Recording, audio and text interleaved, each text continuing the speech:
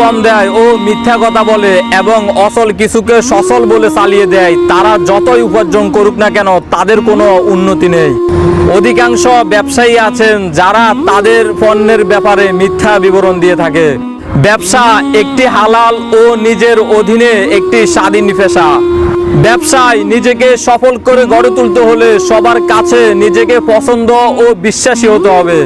মনে রাখবেন, মানুষ যদি আপনাকে পছন্দ করে তাহলে তারা আপনার কথা শুনবে, আর যদি বিশ্বাস করে তাহলে তারা আপনার সাথে ব্যবসা করবে।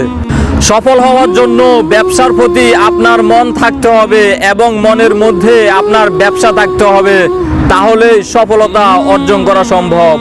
ব্যবসায়িক সময়গুলোতে নতুন নতুন মানুষের সাথে পরিচয় আর কথা বলতে হয়, তাই যারা হাসতে পারে না তাদের জন্য ব্যবসা মানায় না। সুতরাং হাসতে শিখুন, মানুষকে ভালোবাসতে আর কথা বলতে শিখুন।